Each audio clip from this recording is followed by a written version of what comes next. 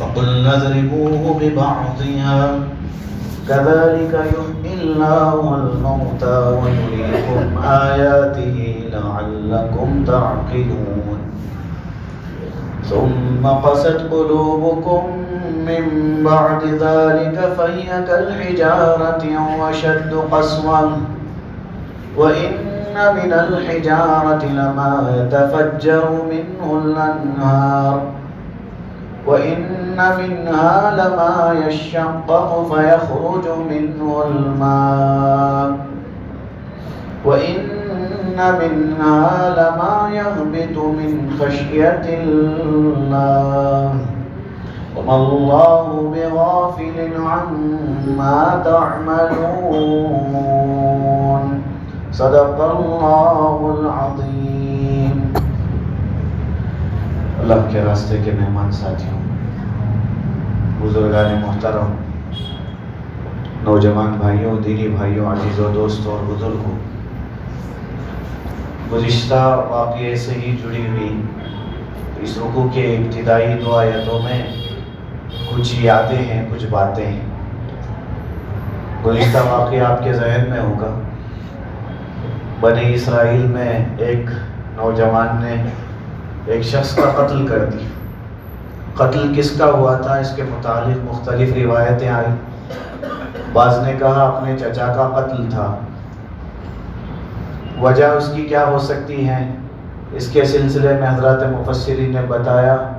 کسی نے کہا لڑکی ہے، کسی نے کہا مال ہے، کسی نے دونوں کو جمع کیا. لڑکی سے نکاح کرنا چاہتا تھا اور مال لینا چاہتا تھا، اس لیے اپنے چچا کو قتل کر دیا اور لے جا کے دوسری جگہ پہ ڈال دیا. اندیشہ اس بات کا تھا کہ لڑائی ہو جائے. اگر اللہ اس وقت میں ان پر احسان نہ کرتے تو پھر ان کے درمیان میں زبردست لڑائی ہوتی، خون خرابہ ہوتا اور کئی لوگ مارے جاتے. لیکن اللہ تعالیٰ نے مسئلے کو حل فرمایا. حضرت موسیٰ علیہ السلام نے دعا کی تو اللہ نے کہا گائے ذبح کرو. بنی اسرائیل گائے کے ذبح کرنے سے بچنا چاہتے تھے، اس لیے کئی سوال کیے. کہا کیسی ہو گائے، کیسی ہونی چاہیے، اس کی حیت بتائی. پھر رنگ پوچھا، کہا موسیٰ ابھی بھی واضح نہیں ہے اور صاف بتائیں. گزشتہ اس پر تفصیل سے گزشتہ باتیں آ گئی ہیں. اب اس گائے کے ملنے کے بعد اسے ذبح کیا تو یہ سوال تھا کہ اللہ اگر کسی مردے کو زندہ کرنا چاہتے ہیں تو اللہ کا حکم کافی ہے. اللہ کہے زندہ ہو جا تو ہو جائے گا. ایسا اللہ نے کیوں کیا کہ گائے ذبح کروائی؟ گائے ذبح کروانے کی اللہ کو ضرورت کیوں پڑی؟ اس کے سلسلے میں پہلا جواب حضرات مفسرین نے یہ بتایا ہے کہ اس میں اللہ کی کیا حکمت ہے یہ ہمارے سمجھ سے باہر ہے، اور اللہ کی ہر حکمت کو سمجھنا یہ ہمارے بس کی بات نہیں ہے. دوسری بات حضرات مفسرین نے یہ بتایا کہ بنی اسرائیل مصر میں ان کے آبا و اجداد نے ایک لمبا زمانہ غلامی میں گزارا ہے. ان کی بت پرستی سے متاثر تھے. وہاں جو گائے کی پوجا چل رہی تھی اس سے یہ متاثر تھے. ان کے دلوں میں ابھی بھی گائے کی عظمت بیٹھی ہوئی تھی. تو اللہ نے ان کے ہاتھوں سے گائے کو ذبح کر کے بتا دیا کہ جس کی عظمت تمہارے دلوں میں ابھی بھی ہے کہ یہ خدا ہو سکتی ہے، وہ ایک جانور ہے، تمہارے ذبح کرنے پر بھی وہ چوں چرا نہیں کر سکتی. وہ اتنی بے بس ہے، کیونکہ خدا تو لاچار نہیں ہو سکتا، خدا بے بس نہیں ہو سکتا. جب تم اپنے ہاتھوں سے جس کو تم خدا مان رہے ہو اس کو ذبح کر رہے ہو اور وہ کچھ بھی نہ کر پائے، وہ ایک جملہ نہ کہہ سکے، وہ کیسے خدا ہو سکتا ہے؟ یہ بات ان کے ذہنوں میں اتارنا تھا، ان کو سمجھانا تھا. تو اللہ نے کہا گائے ذبح کرو. یہاں اللہ یاد دلاتے ہیں کہ یاد کرو اس وقت کو، وَإِذْ قَتَلْتُمْ نَفْسًا فَادَّارَأْتُمْ فِيهَا. یاد کرو اس وقت کو جب تم میں سے کسی نے ایک آدمی کو قتل کر دیا تھا. فَادَّارَأْتُمْ فِيهَا. اور ایک دوسرے پر الزام ڈالنے لگے.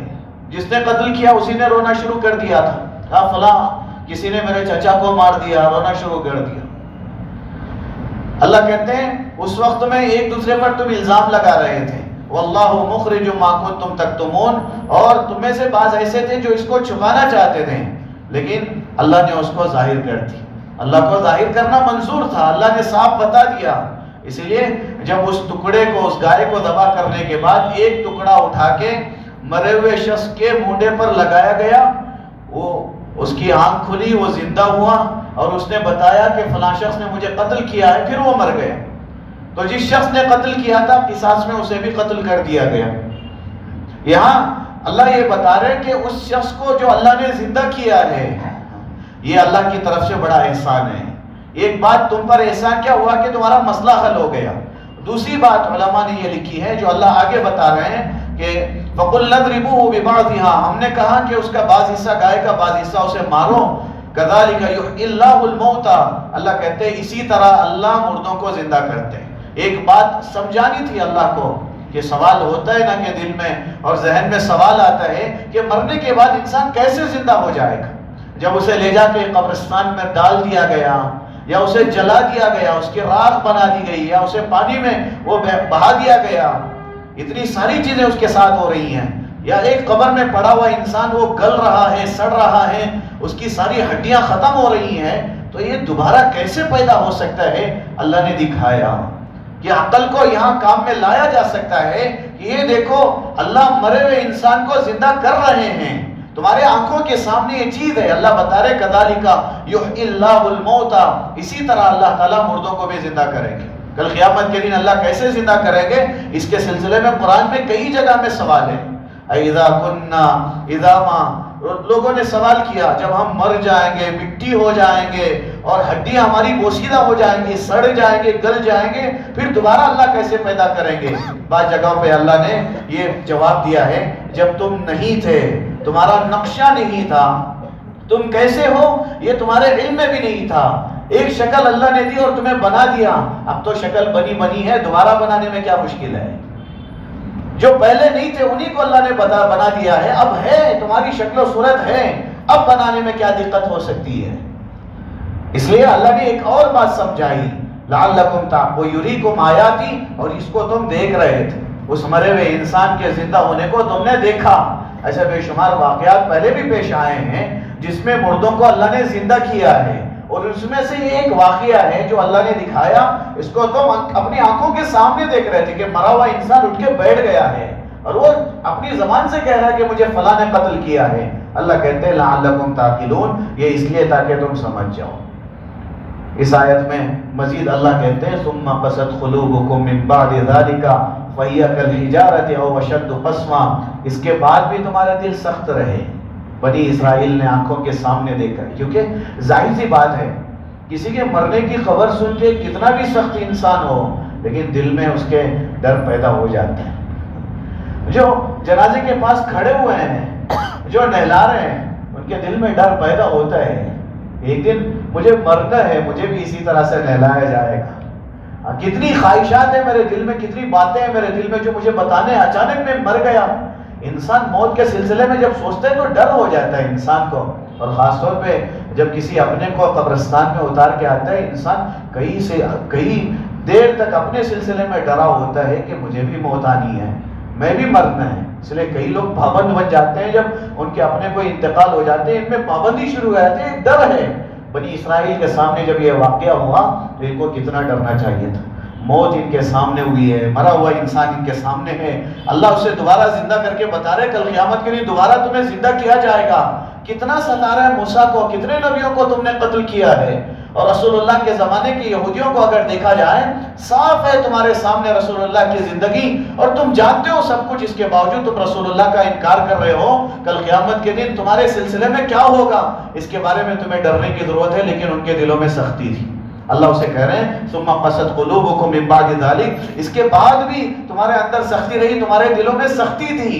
فہی کالحجارہ، اللہ نے اس کی تشبیہ بیان کی، مثال دیا، تمہارے دل تو پتھروں کی طرح ہے. آگے اللہ کہتے ہیں او اشد قسوا، ارے تمہارے دل تو پتھر سے بھی زیادہ سخت ہیں. ایک بات میں یہاں آپ کو بتا دوں، حضرات مفسرین نے یہ بات بتائی کہ اللہ لوہا کہہ سکتے تھے کیونکہ لوہا بڑا سخت ہوتا ہے. اللہ کہہ سکتے ہیں کہ تمہارے دل تو لوہے کے مانند ہیں، لیکن اللہ نے یہاں پتھر کہا کیونکہ علماء نے یہ بات لکھی ہے کہ لوہے کو آگ میں ڈالنے سے وہ پگھل جاتا ہے لیکن پتھر نہیں پگھلتا. لوہے کی نسبت پتھر میں زیادہ سختی ہے، تو اللہ ان کے دلوں کی سختی بہت زیادہ ہے، اسے بتانے کے لیے اللہ نے پتھر کی بات کی کہ تمہارے دل تو پتھر سے بھی زیادہ سخت ہیں۔ یہاں کچھ باتیں ہمارے سمجھنے کی، کیونکہ اللہ یہاں 3 باتیں بتا رہے ہیں، کیونکہ پتھر جو ہوتا ہے نا اس کے سلسلے میں اللہ یہاں آگے کہتے ہیں وَإِنَّ مِنَ الْحِجَارَةِ لَمَا يَتَفَجَّرُ مِنُ الْأَنْهَارِ، کیونکہ بعض پتھر تو ایسے ہیں کہ اس میں سے چشمے نکل جاتے ہیں، اس میں سے پانی نکل جاتا ہے، لیکن تمہارا دل اتنا سخت ہے کہ تمہیں رونا ہی نہیں آتا، تو تم کر رہے ہو اس پر تمہیں افسوس ہی نہیں ہے۔ حق تو یہ تھا کہ تمہیں پھوٹ پھوٹ کے رونا چاہیے تھا، جیسے پتھر کے اندر سے ایک تیز دھاردار پانی شروع ہو جاتا ہے، بڑی کثرت سے پانی شروع ہو جاتا ہے۔ بہت ساروں نے اسے دیکھا ہوگا کہ پہاڑوں کے اندر سے پانی آ رہا ہے، وہاں سے پانی نکل رہا ہے، اور اتنا زیادہ کہ لوگ اسے فالس کی شکل میں دیکھ رہے تھے، وہ پتھر کے درمیان سے کیسے پانی آ رہا ہے۔ اللہ کہتے ہیں کئی پتھر تو ایسے ان کے درمیان سے چشمے نکل پڑتے ہیں، اور بعض تو اس میں ایسے لما یشقق، جب وہ پھٹتے ہیں وہ پتھر یخرج منہ الماء، اس میں سے تھوڑا سا پانی تو نکل ہی جاتا ہے۔ بعض جگہوں میں دیکھا ہوگا کہ چھوٹا سا سوراخ ہے، اس میں سے پانی نکل رہا ہے، کہاں سے آ رہا ہے اللہ بہتر جانے، لیکن اس میں سے پانی نکل رہا ہوتا ہے۔ اللہ کہتے ہیں اتنی سی تمہارے اندر اتنی سختی ہو گئی ہے، نہ پھوٹ کر رونے کو تیار ہے، نہ تھوڑا سا رونے کو تیار ہے۔ پتھر میں تو تھوڑے سے اس کے پانی نکل جاتا ہے، لیکن اتنا بھی تمہارے اندر پانی نکلنے کو تیار نہیں ہے۔ اور آگے اللہ کہتے ہیں وَإِنَّ مِنْهَا لَمَا يَهْبِطُ مِنْ خَشْيَةِ اللَّهِ، بعض پتھر تو اس میں سے ایسے ہیں جو اللہ کے خوف سے لڑک جاتے ہیں۔ دیکھتے ہیں نا کہ کئی پتھر اوپر سے لڑک گئے۔ اس میں یہ بات ہے کہ یہ کیسے ہوگا، پتھر کے اندر یہ ساری چیزیں کیسے ہیں، لیکن اللہ نے جن پتھروں میں حس ڈالا ہے ان میں یہ چیزیں دکھی ہیں، صاف ظاہر ہوئی ہیں۔ رسول اللہ صلی اللہ علیہ وسلم کے سلسلے میں حضرت علی رضی اللہ تعالیٰ عنہ فرماتے ہیں کہ مکے سے باہر جب میں رسول اللہ کے ساتھ میں گیا تو میں نے دیکھا کہ ہر پتھر رسول اللہ کو سلام کرتا ہے، سلام کر رہا ہے رسول اللہ صلی اللہ علیہ وسلم کو، ہر درخت رسول اللہ کو سلام کرتا ہے۔ ایک مرتبہ ایک صحابی رسول اللہ صلی اللہ علیہ وسلم کے ساتھ میں تھے، اللہ کے رسول باہر گئے تو سلام کی آواز آ رہی ہے، تو صحابہ تلاش کر رہے ہیں، ارے یہ کہاں سے آواز ہے؟ رسول اللہ نے فرمایا یہ پتھر ہے، یہ مجھے پہچانتے ہیں، میں اسے پہچانتا ہوں، یہ مجھے سلام کرتے ہیں، میں اسے جواب دیتا ہوں۔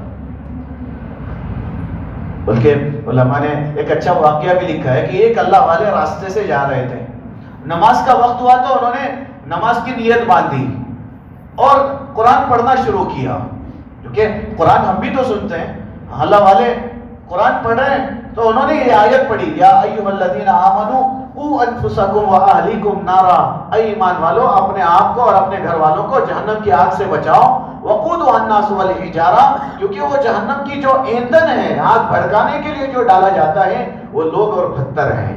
یہ آیت انہوں نے پڑھی نماز میں، ایک دم سے رونے کی آواز شروع ہو گئی۔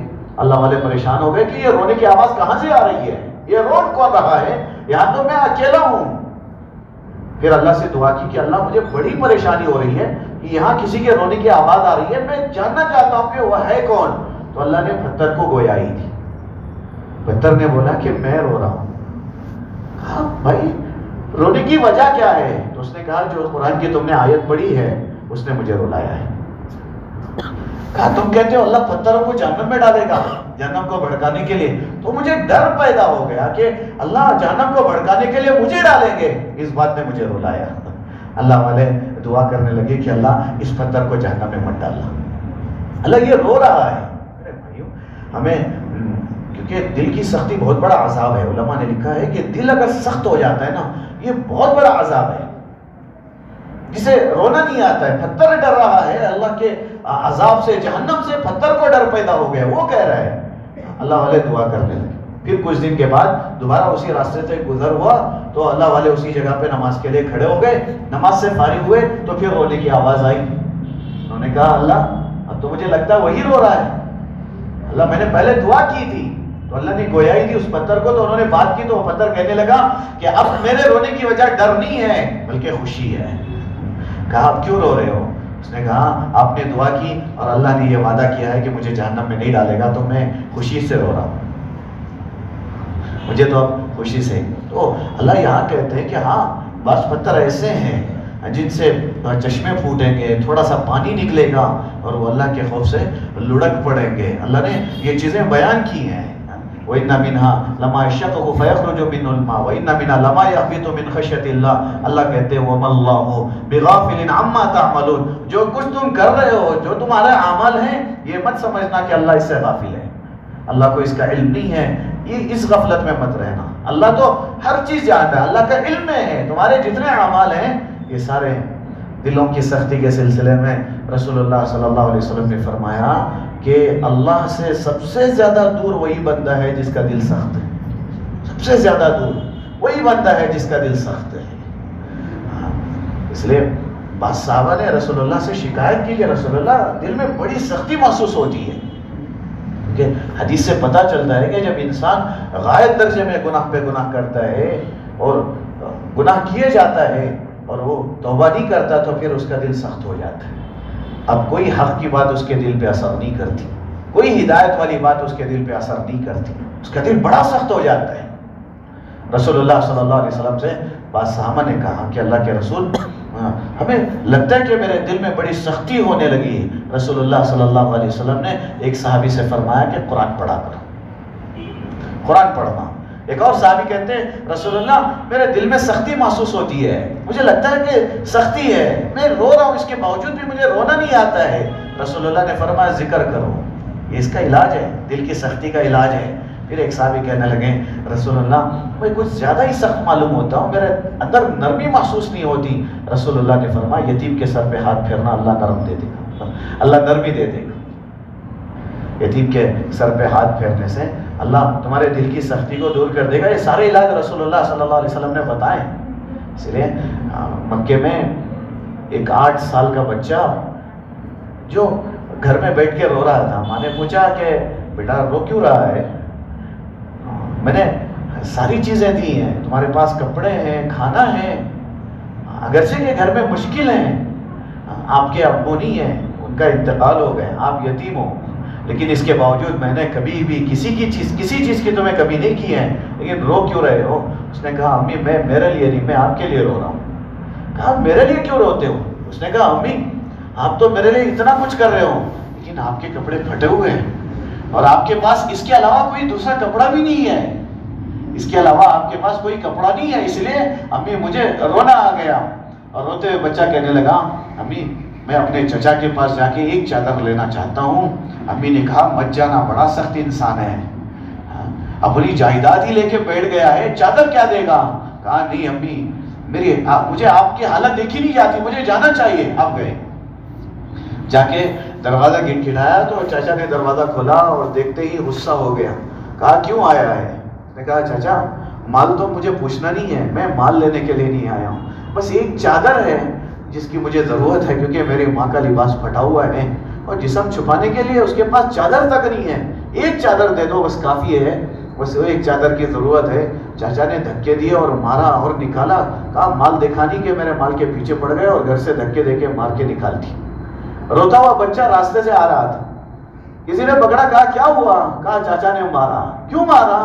کہا میں نے بس ایک چادر مانگی تھی، میرے ماں کے پاس کپڑے نہیں ہیں، ایک چادر مانگی تھی، میرے چاچا نے مجھے مارا اور میرا باپ دنیا میں نہیں ہے. اس نے کہا اس مکے میں کوئی انسان تجھے چادر نہیں دے گا، ہاں ایک انسان ہے جو تجھے دے سکتے ہیں، ان کو محمد کہتے ہیں، ان کے پاس چلے جانا اور وہ تجھے کعبے کے پاس ملیں گے، ان کے پاس جانا، دیں گے وہ. یہ بچہ پہلے گھر گیا، ماں کے سامنے رونے لگا، امی چاچا نے بہت مارا. کہا میں نے کہا تھا تجھے مت جانا. میں نے زخموں کو مرہم لگایا اور بٹھایا. کہا دلاسا دیتے ہوئے ماں نے کہا تھا کہ چھوڑنا، میری حالت پر تجھے رونے کی ضرورت نہیں ہے. اس نے کہا ماں مجھے اچھا نہیں لگتا ہے. لوگوں نے کہا کہ ایک انسان ہے محمد ہے وہ دے دیں گے. تو ماں کو غصہ آیا. ماں نے کہا کس کی بات کر رہا ہے؟ محمد تجھے پتا ہے وہ جادوگر ہے، تجھے پتا ہے وہ شاعر ہے، وہ مذہب بدل ڈالے گا، وہی انسان ہے جو ہمارے خداؤں کو گالی دے رہا ہے، اس کے پاس ہرگز مت جانا.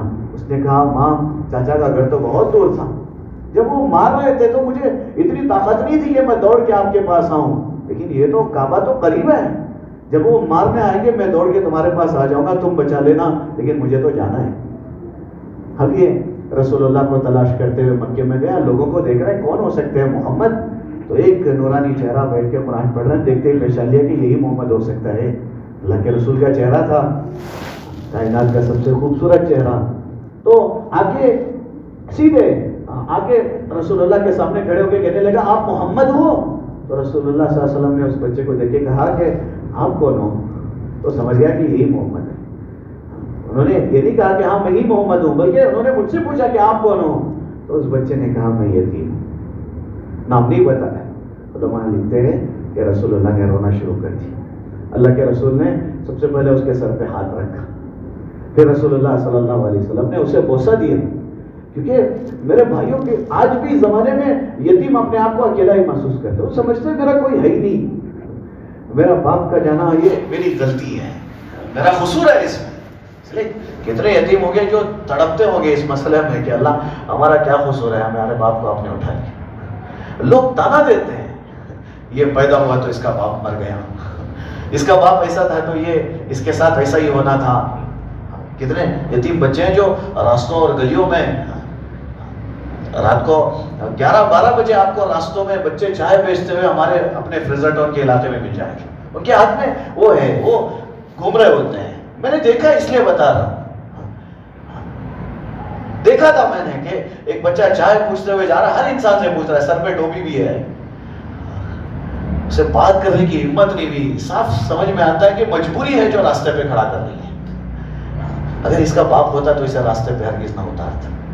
اس لیے رسول اللہ صلی اللہ علیہ وسلم کہتے ہیں کہ مظلوم کی بد دعا سے بچنا، کیونکہ جب یہ ہاتھ اٹھاتے ہیں نا اللہ سے بد دعا کرنے کے لیے تو اس کے اور اللہ کے درمیان میں کوئی چیز آڑ نہیں ہے، وہ سیدھے عرش تک جائے گی. یہاں ایک چیز میں خاص طور پہ یہ بتانا چاہتا ہوں کہ بعض لوگوں کو مدد کرنے کا شوق ہوتا ہے، کرتے ہیں مدد وہ، لیکن اس کے ساتھ چاہتے ہیں کہ اس کی کچھ یادیں باقی رہ جائیں. اسے دیتے ہوئے وہ سیلفی لینا چاہتے ہیں، اس کے ہاتھ میں وہ چیز ہے. ٹوکن تقسیم کیا جا رہا ہے کہ آپ کو فلاں دن راستے میں لائن لگا کے کھڑے ہونی ہے، ہم آپ کو راشن دیں گے. وہ جب کھڑے ہوئے ہیں تو وہ لے رہے ہیں، کہا یہ اس کو ہم تھوڑا اسٹیٹس بنا لیں گے، اسے ہم اسٹیٹس پر رکھ لیں گے. وہ جو یتیم اور بیوہ وہاں کھڑی ہوئی ہے نا، وہ تڑپ کے روئیں گے کہ اللہ ہمارا کیا قصور ہے، اتنی ذلت، بھوکے مر جانا تو بہت اچھا تھا، ان کے سامنے ہاتھ پھیلانے سے مجبوری نے یہاں کھڑا کیا ہے. اللہ آج میرا شوہر ہوتا ہے جس نے کبھی دودھ لینے کے لیے باہر نہیں بھیجا تھا، لیکن یہ زمانہ ہے کہ باہر بلاتا بھی ہے اور تصویر بھی لیتا ہے.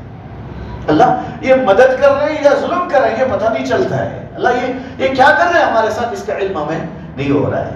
رسول اللہ صلی اللہ علیہ وسلم نے جب سنا کہ اس بچے نے کہا کہ میں یتیم ہوں، تو رسول اللہ نے پہلے اس کے سر پہ ہاتھ رکھا، رسول اللہ نے اس کی پیشانی کو بوسہ کیا، اور اللہ کے رسول نے فرمایا میں جانتا ہوں یتیم کے ساتھ کیا ہوتا ہے، کیونکہ میں بھی یتیم ہوں، کیونکہ میں نے بھی یتیمی کا زمانہ دیکھا ہے. جب مجھے سہاروں کی ضرورت تھی اس وقت میں سارے سہارے چھوٹتے چلے گئے. بیٹے یہ تو بتاؤ تمہاری ضرورت کیا ہے؟ اس نے کہا نبی جی مجھے میرے ماں کے لیے ایک چادر کی ضرورت ہے. رسول اللہ صحابہ سے یہ نہیں کہا کہ جاؤ اپنے گھر سے ایک چادر لے کے، کہتے تو صحابہ ڈھیر لگا دیتے. یہ کہتے کہ جاؤ میرے گھر میں میرے بیویوں سے کوئی چادر لے کے آ جانا. نہیں، اللہ کے رسول نے سامنے والے بچے سے مذہب تک نہیں پوچھا کہ تم کس مذہب سے تعلق رکھتے ہو. ہم مدد کرتے ہوئے پہلے سوچتے ہیں کہ یہ آگے جا کے سلام کرے گا کہ نہیں کرے گا، یہ ہمارا احسان مانے گا کہ نہیں مانے گا. لیکن رسول اللہ نے پوچھا بھی نہیں کہ بھائی تم مسلمان ہو، تم مانتے ہو میں محمد ہوں، میں رسول اللہ ہوں، مانتے ہو؟ نہیں پوچھا. رسول اللہ نے دوسری چادر نہیں منگائی، بلکہ اللہ کے رسول نے اپنے جسم کی چادر نکال کے دی تھی. صحابہ دیکھ رہے ہیں رسول اللہ کی جسم سے لگی ہوئی چادر ہو، یہ ساری کائنات مل کے بھی اس کی قیمت ادا نہیں کر سکتی. یہ اتنی قیمتی چادر تھی کیونکہ رسول اللہ کے جسم سے لگی ہے، لیکن رسول اللہ نے اٹھا کے دی تھی. وہ بچہ لے کے دوڑ کے جاتا ہے اور ماں کو دیتے ہیں. ماں نے کہا کہاں سے ملی؟ کہا امی جس کو گالی دے رہے تھے اسی نے دے دی، جس کے بارے میں آپ نے سوچا تھا کہ یہ بڑا برا انسان ہے، ابھی لگا ہی نہیں. انہوں نے پوچھا بھی نہیں کہ ماں نے پوچھا مذہب تو بدل نہیں گیا تیرا؟ کہا بالکل بھی نہیں، مذہب کی بات ہی نہیں کرتے ہیں. کہا ہی نہیں کہ اسلام قبول کر لینا، کبھی کوئی بات نہیں کی. میرے خداؤں کے بارے میں برا بھی نہیں کہا، سیدھے اٹھا کے دے دیا. ماں سر پہ اٹھا کے چادر ڈالتی ہے اور کہتی ہے اشہد ان لا الہ الا اللہ اشہد ان محمد رسول اللہ. میرے بھائیوں رسول اللہ کہتے ہیں کہ اگر دل میں سختی پیدا ہو گئی ہے نا، کیونکہ ہوتا ہے نا کہ انسان دعا کے لیے ہاتھ اٹھا رہے لیکن رونا ہی نہیں آتا ہے، بڑے بڑے حادثے سامنے ہو رہے ہیں لیکن دل رونا ہی نہیں آتا ہے. کیونکہ ہو رہا ہے نا کہ ابھی ہمارے ترکی کے بھائی حالات سے گزر رہے ہیں، زلزلے کا ان کو سامنا کرنا پڑ رہا ہے، اللہ ان کی حفاظت فرمائے. کیا گزر رہی ہے ان کے اوپر اللہ ہی بہتر جانتے ہیں. کتنے لوگ ہیں جن کی زندگیاں ختم ہو گئی، پتہ نہیں کتنے بچے یتیم ہو گئے، کتنی عورتیں بیوائی ہو گئیں، اور کتنے لوگوں کی زندگی بھر کا سرمایہ ختم ہو گیا. اور وہ بار بار دکھایا جا رہا ہے کہ ایک بچی جو پھنس گئی ہے، اس کا باپ ہاتھ پکڑ کے اسی جگہ پہ 24 گھنٹے سے بیٹھا ہوا ہے اور کہہ رہا ہے بیٹا کلمہ پڑھنا، اللہ راستہ نکال دے گا. بیٹا کلمہ پڑھ لینا، اللہ راستہ نکال دے گا. ارے بھائی یہ تکلیف ہونی چاہیے، کیونکہ انسان ہے نا، ہمیں تکلیف ہونی چاہیے. اگر نہیں ہو رہی ہے مطلب ہے کہ دل میں سختی. ایسے حالات پہلے بھی ہوئے تھے، عربی اخباروں میں یہ چیزیں آئی تھی کہ اس وقت میں جب ایسے حالات آئے ملک شام اور فلسطین کے علاقے میں، تو اس وقت میں ایک بچہ اس کی مری ہوئی ماں کے پاس بیٹھ کے وہ ماں کو حرکت دے کے بلا رہا تھا. اسے پتہ نہیں کہ ماں مر گئی ہے، اور وہ بلا کے کہہ رہا ہے امی اٹھو نا، مجھے بھوک لگی ہے، کھانے کی ضرورت ہے. لوگ کھانا ہی نہیں دیتے. امی اٹھو. وہ لوگوں سے کہہ رہے لوگوں میں اللہ سے جا کے تمہاری شکایت کروں گا. لیکن ہلچل ہی پیدا نہیں ہوئی، ذرا برابر فرق ہی نہیں پڑا. ہم سن رہے ہیں یہ وہاں کے قصے، ہمیں کیا لینا دینا. وہ کہہ رہے ہیں اللہ مجھے موت دے دینا کیونکہ میں بھوکا ہوں، مجھے آ کے جنت میں کھانا کھانا ہے. ایک بچہ تو کہہ رہے ڈاکٹر صاحب جس کے ہاتھ میں زخم آیا تھا، ڈاکٹر نے کہا ہاتھ کاٹنا پڑے گا. تو ڈاکٹر سے کہہ رہے ڈاکٹر صاحب ہاتھ کاٹ لینا لیکن آستین مت کاٹنا، کیونکہ اس کے علاوہ میرے پاس کوئی کپڑے نہیں ہے اور میرے ماں باپ زندہ نہیں ہے، یہی آخری ہے، اس کے علاوہ اور کوئی کپڑا نہیں ہے میرے پاس. حالات آتے ہیں لوگوں پر. میرے بھائیوں ہمارا دل ہے نا، یہ تڑپنا چاہیے، اس میں درد ہو، تڑپ کر روئے اللہ یہ ہمارے بھائی ہیں جو آج حالات میں ہیں، یہ مشکل میں ہے. اللہ ہم یہ نہ سوچے کہ آج میں سکون سے رہوں، آج میرا دن کیسے گزرا، بس یہی زندگی نہیں ہے. ایک بچی جو کہہ رہی تھی نا کہ تصویر لینے والے سے کہ چچا جان میری تصویر مت لینا کیونکہ میرے پاس دوپٹہ نہیں ہے کہ میں اپنے سر کو چھپا سکوں، اور آپ ساری دنیا کو ہماری مجبوری دکھا رہے ہو. ساری دنیا کے سامنے آج آپ ہماری مجبوری دکھانا چاہتے ہو. میرے پاس چادر نہیں ہے، میں اپنے سر پہ دوپٹہ نہیں رکھ سکتی، آپ میری تصویر لے رہے ہو، میں مر کے میرے نبی کو کیا جواب دوں گی؟ یہ چہرہ دکھاؤں گی میں میرے نبی کو؟ اور آج ہماری عورتیں فیشن کی خاطر اپنے سر سے دوپٹہ نکال رہی ہیں. بال بنائے کس لیے ہیں؟ اگر اس پر دوپٹہ ڈال دیا تو فرق پڑ جائے گا. ہاں میرے بھائیو، یہ دل کی سختی کو ختم کرنے کے لیے رسول اللہ نے کچھ علاج بتائے. کہا کیسے پتا چلے گا کہ ہمارا دل سخت ہو گیا ہے؟ کیونکہ نرم پڑتا ہے، ہمیں کیسا پتا چلے گا؟ صحابہ نے پوچھا رسول اللہ صلی اللہ علیہ وسلم سے کہ رسول اللہ پتہ کیسے چلے کہ ہمارا دل سخت ہے؟ اللہ کے رسول نے فرمایا 3 جگہوں میں دیکھو. سب سے پہلی چیز رسول اللہ نے فرمایا کہ قرآن سنتے ہوئے تمہارے دل کی کیا کیفیت ہے. یہ اللہ کی طرف جھک رہا ہے کہ یہ بیزار ہو رہا ہے. یہ قرآن سنتے ہوئے تمہارا دل اگر نہیں لگتا ہے سوچو کہ تمہارا دل سخت ہے. رسول اللہ نے فرمایا قرآن سنتے ہوئے اپنے دل کو دیکھ لینا کہ یہ اللہ کی طرف لگ رہا ہے، یہ وہاں سے بھاگنے کی کوشش کر رہا ہے. دوسری بات فرمائی ذکر کی مجلسوں میں اپنے دل کو دیکھ لینا کہ اس کی حالت کیا ہے، اسے مزہ آ رہا ہے، یہ وہاں سے بھاگنا چاہتا ہے، یا لگ رہا ہے کہ وہاں سے ہٹنا چاہتا ہے. پھر فرمایا تیسری بات کہ جب تنہائی میں ہو، اکیلے میں ہو، اس وقت میں اللہ کو یاد کرنے کو دل کرتا ہے یا پھر کوئی اور چیز میں لگنے کو دل کرتا ہے. اگر رسول اللہ نے آگے جو جملہ فرمایا یہ ہمارے رونگٹے کھڑا کر دے گا. رسول اللہ نے فرمایا ان 3 جگہوں پر اگر تمہارا دل تمہارے پاس نہیں ہے، رسول اللہ کہتے ہیں اللہ سے دعا کرنا کہ اللہ مجھے دل دے دے، کیونکہ تیرا دل مرا ہوا ہے، تیرے پاس تیرا دل ہی نہیں ہے. رسول اللہ کہتے ہیں وہ دل ہی نہیں ہے جو ان 3 جگہوں میں نہ لگے. میرے بھائیوں ہمیں اپنے گریبان میں دیکھنے کی ضرورت ہے کہ لگتا کہ نہیں لگتا ہے. کتنے دن ہو گئے قرآن کھولے ہوئے، مطلب سخت ہے. کتنے دن ہو گئے قرآن کو ہاتھ لگائے ہوئے. قرآن گھر میں رکھا ہوا وہ شاید رمضان کا انتظار کر رہا ہوگا کہ ہاں رمضان آئے گا، یہ لوگ ہاتھ لگائیں گے. ہاں کب مریں گے ان کے گھر میں لوگ کیونکہ یہ مجھے ہاتھ لگائیں گے، یا ان کے گھر میں لڑائی کب ہوگی کیونکہ قسم کھانی ہے قرآن اٹھائیں گے. ہاں جبرا ہوگا قرآن.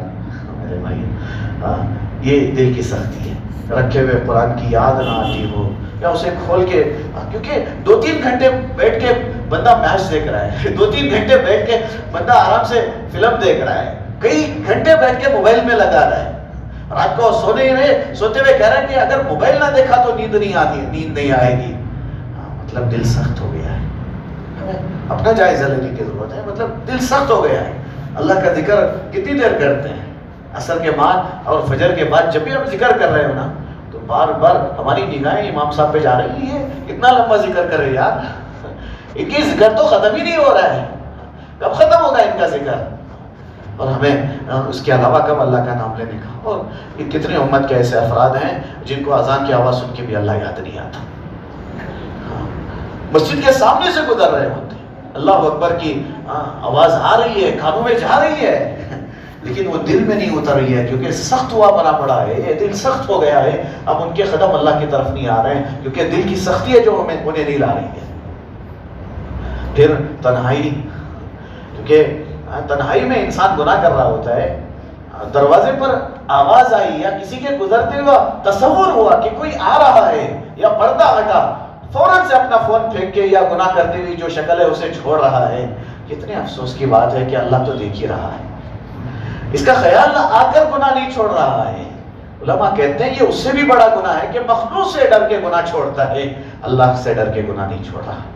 یہ تو مخلوق اندر آ کے دیکھے گی, لیکن اللہ تو ہے نا, وہ تو دیکھ رہا ہے پھر بھی گناہ چھوڑنے کو تیار نہیں ہے. اس کا یہ مطلب ہے کہ دل بہت سخت ہو گیا. یہ 3 جگہیں ہیں. رسول اللہ کہتے ہیں اگر ان جگہوں میں اگر تمہارا دل نہیں لگتا ہے, رسول اللہ کہتے ہیں اللہ سے دل مانگنا, کیونکہ تمہارا دل مرا ہوا ہے, اسے اللہ سے مانگنے کی ضرورت ہے. تو یہ یہودیوں کی صفات میں سے تھا کہ ان کے دل سخت ہو گئے تھے. پتھر کی مثال دی کہ اس میں وہ چشمے پھوٹ پڑتے ہیں, وہ رو لیں گے, ان کے اندر سے پانی نکلے گا, وہ اللہ کے ڈر سے گرنے لگ جائیں گے. رسول اللہ کے زمانے کے یہودیوں سے مخاطب کیا گیا کہ ضرورت ہے اس بات کی, جب رسول اللہ تمہارے سامنے انکار کیسے کر سکتے ہو, جب تمہارے سامنے رسول اللہ کی زندگی ہے, تورات میں رسول اللہ کا ذکر ہے. ان واقعات میں اللہ یہ یاد دلا رہے ہیں. اس رکوع کے کچھ آیتیں مزید باقی ہیں. اللہ سے دعا ہے اللہ تعالیٰ دل کی سختی سے ہماری حفاظت فرمائے.